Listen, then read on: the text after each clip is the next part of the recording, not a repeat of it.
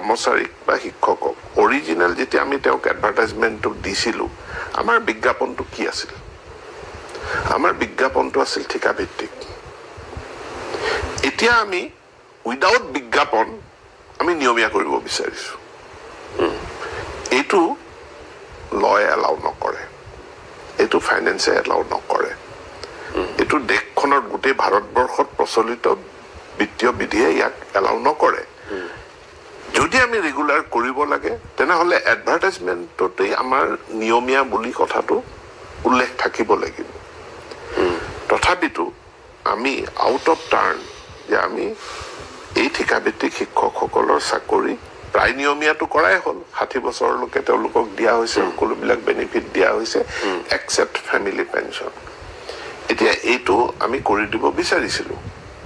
কিন্তু জানো আমি ইয়াৰ কাৰণে লিগেল চেলেঞ্জ আছে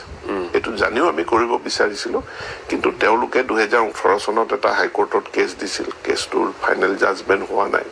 এতিয়া পুনৰবাৰ তেওঁলোকে আৰু এখন তাতে পিটিশ্যন জাপি দিলে এতিয়া জাপি দিয়াৰ কাৰণে এইখিনিত কেছ কৰা সকলো শিক্ষকে কেছ কৰা নাই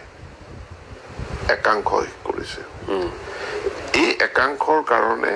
যিসকলে বিচাৰে যে চৰকাৰে যেনেধৰণে নিয়মীয়াকৰণ কৰিব বিচাৰিছে তেনেকেই বিচাৰে তেওঁলোক কিয় বঞ্চিত হৈ থাকিব ব্লেকমেইলটো এজন মানুহে কেছ কৰি পেলাই 100 জনকটো ব্লেকমেইল কৰি ৰাখিব নোৱাৰে সেইকাৰণে আমি থাৰ্ড এটা ৰাস্তা ওলালো যে গভৰ্ণমেণ্টে এটা স্পেচিয়েল ৰিক্ৰুটমেণ্ট ড্ৰাইভ কৰিব সেই special recruitment drive for experience teacher and that drive is open only for SSA contractual and state pool contractual teacher তো আমাৰ বিজ্ঞাপনটো কিছুদিনৰ পাছত প্ৰকাশ পাব যিসকলে বিচাৰে যে আমি নতুন আমি নিয়মীয়া হৈ যাওঁ তেওঁলোকে আবেদন কৰিব আৰু তাৰ স্ক্ৰুটিনি হ'ব তাত বিভিন্ন ক্ৰাইটেৰিয়া থাকিব ক্ৰাইটেৰিয়াবিলাক যদি ফুলফিল হয় তেওঁলোকে এপইণ্টমেণ্ট পাই যাব তেওঁলোকৰ এপইণ্টমেণ্ট ঠিকাভিত্তিক আছিল এতিয়া ঠিকাভিত্তিক এপইণ্টমেণ্টটোক ঠিকাভিত্তিক হিচাপে মোৰ original agreement it was contractual 60 বছৰলৈ তেওঁলোকৰ চাকৰি নিয়মীয়া কৰা হ'ল তাৰ মানে the contract has been extended up to the age of their 60 years আৰু তাৰ কাৰণে তেওঁলোক প্ৰত্যেকজনে এখন এটা এগ্ৰিমেণ্ট কন্ট্ৰেক্ট সহি কৰিছে তেওঁলোকে কন্ট্ৰেক্ট সহি কৰিছে গতিকে তেওঁলোকৰ যিটো basic character of there appointment it is contractual এইটোক কৈছে যে ইয়াক ৰেগুলাৰলৈ কনভাৰ্ট কৰিব লাগে which law doesn't permit এইটো আইনে পাৰমিট নকৰে এনেকে কৰিলে চৰকাৰখনে অদূৰ ভৱিষ্যতে কোনো কন্ট্ৰেকচুৱেল ঠিকা মানে এপইণ্টমেণ্ট দিবই নোৱাৰিব কাৰণ মোক প্ৰয়োজন 3 বছৰৰ কাৰণে মোক এজন মানুহ 3 বছৰৰ কাৰণে প্ৰয়োজন এতিয়া মই 3 বছৰ তেখেতক ছাৰ্ভিচটো ল'ম তাৰ কাৰণে দৰমহা দিম after 3 years I will release him আৰু এই কন্ট্ৰেক্টটো ওপেন আছিল যদি এইটো যদি এনেকুৱা হয় যে কন্ট্ৰেকচুৱেল টিচাৰক ৰেগুলাৰলৈ কনভাৰ্ট কৰা এটা পলিচি আমি জানো this is dangerous this is very risky এইকাৰণে এইটো ডেঞ্জাৰাছ ৰিস্কি যে এই প্ৰৱণতা আৰম্ভ হৈ গ'লে কন্ট্ৰেকচুৱেল এপইণ্টমেণ্ট এণ্ড ৰেগুলাৰ এপইণ্টমেণ্টৰ পাৰ্থক্যই নাইকিয়া হৈ যাব তথাপিতো আমি মৰহাস কৰিব বিচাৰিছোঁ এটা দুটা কণ্ডিশ্যন লগাই পেলাই আমি কৰিব বিচাৰিছিলোঁ আৰু কৰোঁতে আমি কৈছোঁ যাতে আমি যেতিয়া নিয়মীয়া কৰিম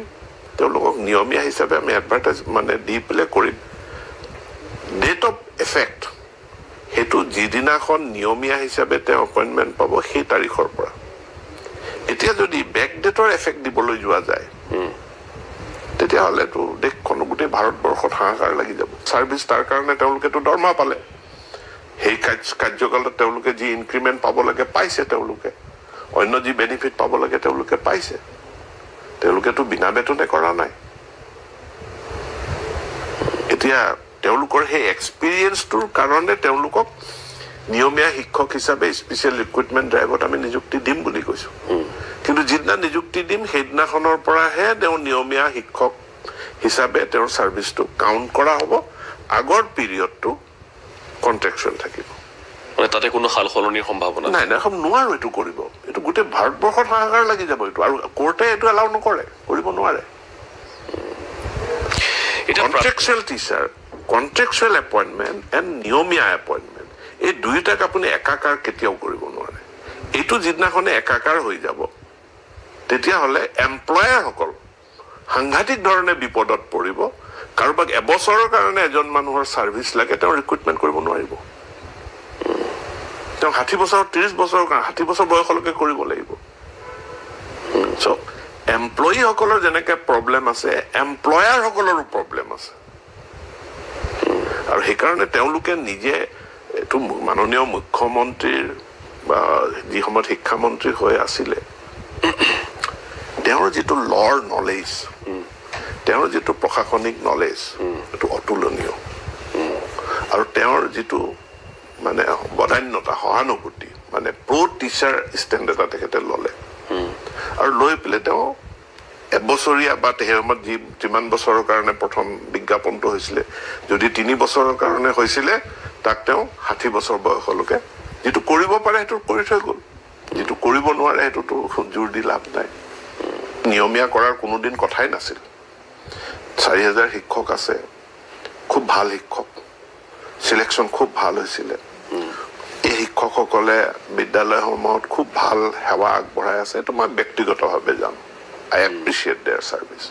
I appreciate their quality. কিন্তু তেওঁলোকৰ নিযুক্তি হৈছিলে ঠিকাভিত্তিক সেই এগ্ৰিমেণ্টটোত তেওঁলোকক নিয়মীয়াকৰণ কৰা হ'ব সেইটো ক'তো লিখা নাই আৰু চৰকাৰে তেওঁলোকক এটা এক্সিকিউটিভ অৰ্ডাৰ দি কন্ট্ৰেকচুৱেলৰ পৰা ৰেগুলাৰ এমপ্লয়ীলৈ কনভাৰ্ট কৰিব নোৱাৰে তাৰ কাৰণে এটা মেথডত যাব লাগিব গতিকে আমি SSA বা ষ্টেট পুল টিচাৰসকলৰ ক্ষেত্ৰত যিটো মেথড গ্ৰহণ কৰিছোঁ একেধৰণে আমি এই হাইস্কুলৰ ঠিকাভিত্তিক শিক্ষকসকলৰ কাৰণেও আমি এটা স্পেচিয়েল ৰিক্ৰুটমেণ্ট ড্ৰাইভ